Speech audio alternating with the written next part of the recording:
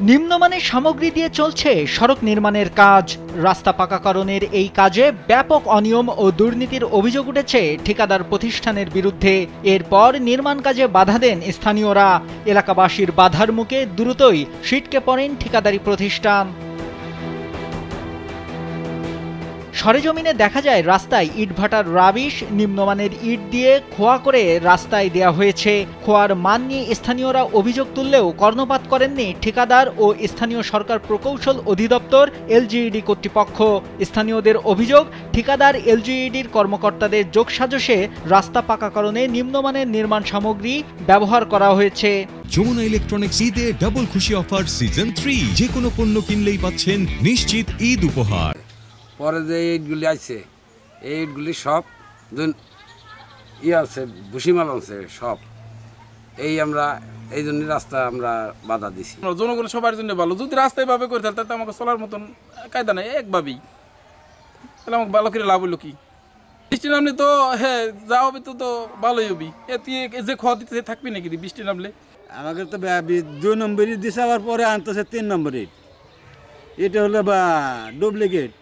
স্থানীয় কৃষকের ফসল আনা নেয়ায় এই সড়কটি ব্যবহার হয়ে থাকে। আর নিম্নমানের খোয়া সামগ্রী ব্যবহারে রাস্তার কাজ টেকসই হবে না বলে মনে করছেন তারা। 2 দিন পর রাস্তা ভাঙ্গা এই কন্ট্রাক্টর চালিয়ে তো তার দরকার ছিল, কন্ট্রাক্টরতে ফিরে রাস্তা করে নেওয়া লাগবে। এই দিয়ে কাজ আমরা করবোই না। সরকার কাছে আবেদন করে এটা, আর এই খাওয়া দিয়েছে তখন তার শাস্তি হবে, এটুকু আমাদের বক্তব্য। আমরা এই খাওয়া কাজ করবো দেবো না, ডাইরেক্ট কথা। রাস্তা তো অনেক মানুষ যাতায়াত করে, কিন্তু রাস্তার কাজগুলি ভালো হচ্ছে না। যদি ভালো করে কাজটা করতো তাহলে সবাই যাতায়াত করে আমরা সবাই শান্তি পেতাম। ওই ওখানে ফেলাইছে কচুরি, এনে লাবিস এনে ফেলাইছে, ওই জমুরে তাই ফেলাইছে। ঘর সব জায়গায় একই অবস্থা। না নিঃসাগনে লাবিস ভালো না।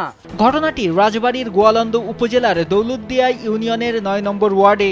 বিষয়টি নিয়ে নিউজ না করার জন্য সাংবাদিকদের ম্যানেজ করার কথা জানান সড়কটির ঠিকাদার মোহাম্মদ হাসানের ভাই কামরুল হাসান।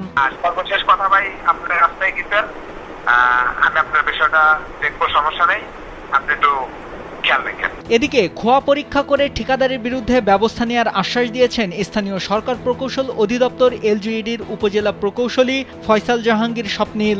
আমি সেই রাস্তাটির পরিদর্শন কাজ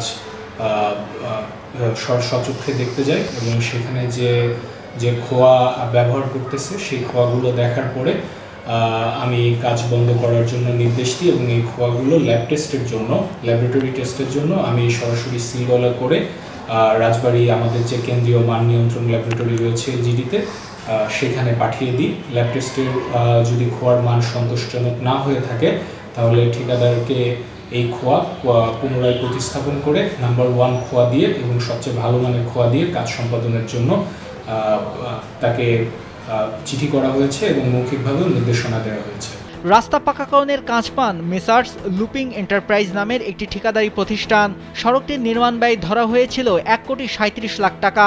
চুক্তি মোতাবেক এবছরের জুনে নির্মাণ কাজ শেষ করার কথা। স্থানীয়দের দাবি, দ্রুত ঠিকাদারি প্রতিষ্ঠানের বিরুদ্ধে ব্যবস্থা নিয়ে নতুন করে কাজ করবে এলজিইডি।